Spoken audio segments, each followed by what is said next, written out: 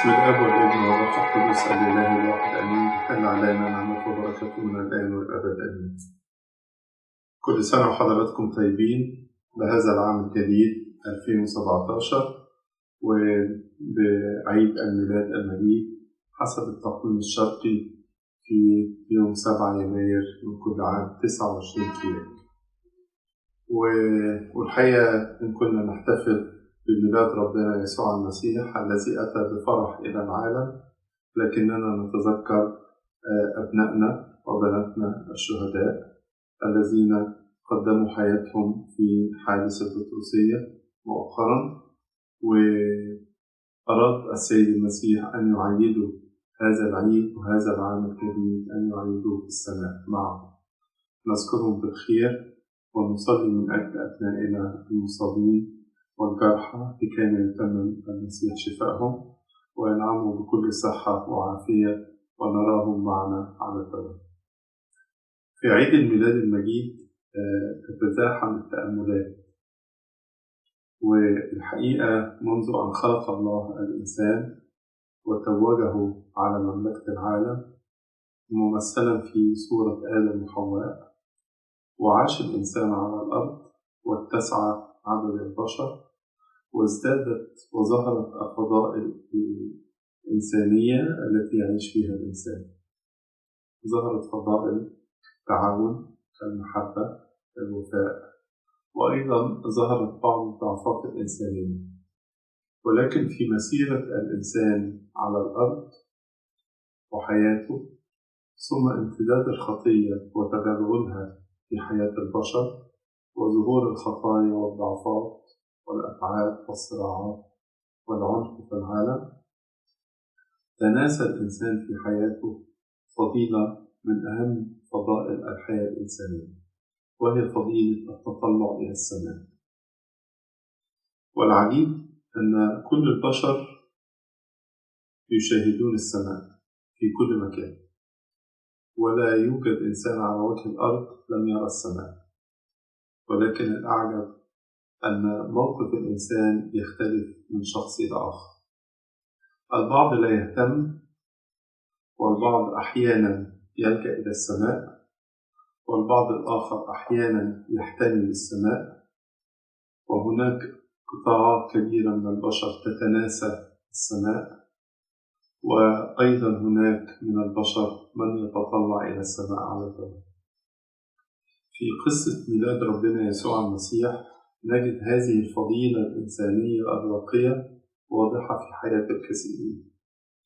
في حياة أمنا العذراء مريم كانت تتطلع إلى السماء على الدوام عندما قدمت حياتها في الهيكل وصارت تعيش مسبحة ومصلية، وعند ظهور الملاك بالبشارة السعيدة إليها نراها في نهاية الحوار مع الملاك تقول له: هوذا أنا أمة الرب ليكن لي كقول.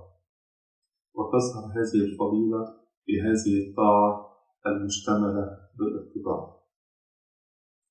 أيضا في حياة الرعاة البسطاء الذين كانوا يحرسون حراسات الليل نراهم في بساطة يتطلعوا إلى السماء على الدوام وهم في عز الليل، ويشاهدوا الملاك الذي يبشرهم بفرح عظيم يكون لجميع الشعب، فيذهبوا ليروا الصبي المقمط بأقمطة في النزول. هكذا المجوس كانت صناعتهم الفلك، ينظرون إلى السماء على الدوام، يشاهدون النجوم، يبحثون عن نجم أسمى كما تعلموا في كتبهم، وعندما يروا هذا النجم الذي يبين أن رب الحقيقة قد جاء إلى العالم، بهذا النجم يتطلعوا إلى السماء ويسيروا في رحلة طويلة من بلاد المشرق حتى بيت لحم، والنجم يرشدهم ويقف معهم ويظهر لهم أين هو المولود ملك اليهود. هكذا سمعان الشيخ، ذلك الرجل الذي تعدى عمره حوالي 300 عام، عندما تأتي أمنا العذراء مريم والقديس يوسف النجار ويضع الصبي الطفل يسوع بين يديه حسب الشريعة، فيتذكر كأنه كان واحدا من الذين قاموا بالترجمة في العهد القديم، ترجمة الكتاب من العبرانية إلى اليونانية، فيقول هذه القولة الشهيرة: الآن يا سيدي قعدت السلام حسب قولك، لأن عيناي قد أبصرت خلاصك. أيضا هناك مثل آخر حنا النبية، تلك الأرملة التي عاشت في الزواج 7 سنوات ثم ترملت 84 سنة، بقيت موجودة في الهيكل تسبح وتصلي ليلا ونهارا وهي مرفوعة العينين نحو السماء. هذه نماذج وعينات من قصة أحداث الميلاد تطلعوا إلى السماء. ولكن ربما يكون السؤال الآن: ما قيمة التطلع إلى السماء؟ التطلع للسماء بلا شك له فائدة كبيرة في حياة الإنسان. فأولا، الإنسان الذي يتطلع إلى السماء هو يتطلع إلى الخالق الأعظم، خالق هذه المسكونة وهذه الخليقة، ويتطلع إلى مصدر وجوده. الإنسان مصدر وجوده من السماء، ويتطلع أيضا إلى مستقر آخرته أيضا في السماء. أمر آخر أن الذي يتطلع إلى السماء هو يتطلع إلى النور، ليس النور المادي فقط، نور الشمس أو النجوم أو الكواكب، ولكنه يتطلع أيضا إلى النور المعنوي أو الرمزي، وهو نور القلب. فالإنسان عندما يملك قلبا مستنيرا ويعيش في الاستنارة يستطيع أن يمارس حياته بنجاح. أيضا التطلع إلى السماء هو تطلع إلى حياة السلام الدائم. مكتوب: طوبى لصانع السلام لأنهم أبناء الله يدعون.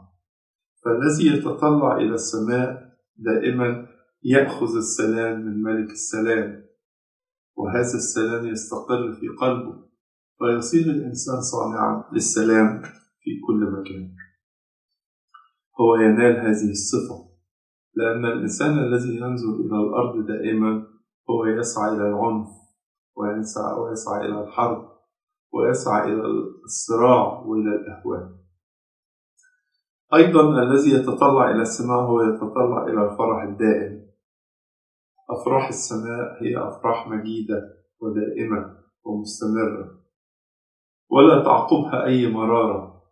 أفراح الأرض تبدو أنها مبهجة، ولكن إلى حين وإلى وقت قليل، وغالبا تأتي أفراح الأرض وبعدها شيء من المرارة فينساها الإنسان.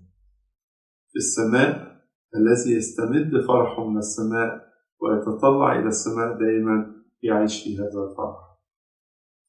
ربما أن من أهم الفوائد التي يكتسبها الإنسان في تطلعه إلى السماء هو صحبة القديسين. السماء هي مسكن القديسين والأبرار والصديقين والذين عاشوا في القداسة. هؤلاء الذين عاشوا في القداسة الإنسان يتشوق لهم عندما نتذكر كل القديسين الذين في السماء وكل الذين نتشفع بهم. هذه الشفاعة تحمسنا وتحفزنا، فنزداد حنينا وشوقا للسماء. التطلع للسماء هي فضيلة حياتية يمكن أن تغير حياة الإنسان على الدوام. من الأمور الجميلة أننا نحيا في عام جديد، عام 2017، ورقم 7 باللغة العربية بيبان مثل الأيادي المرفوعة للسماء، كأن الإنسان يرفع يديه نحو السماء متطلعا يطلب السماء.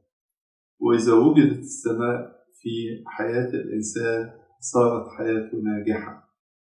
نحن نصلي على الدوام في اليوم مرات كثيرة ونقول: كما في السماء كذلك على الأرض. زي ما في السماء زي ما على الأرض. أنا بهنيكم جميعا بهني كل الآباء المطارنة والأساقفة والآباء الكهنة والشمامسة وكل الإكليروس وكل الشعب، لجان الكنائس ومجالس الكنائس، وبهني قطاعات الخدام والخادمات، وبهني كل الشباب والشابات، بهني أيضا كل الأسر الموجودة في كل مكان في كنائسنا والذين يحتفلون بالعيد في هذا التوقيت. بهني كل الأطفال والصغار، وأصلي أن يعطي الله هذا العام يعطي فيه نعمة ومعونة، وأنقل إليكم التحية والمحبة من أرض مصر ومن أرض القديس ماري مرقس الرسول الكاروز الذي كرز بلادنا وبشرها بالإيمان بالمسيح.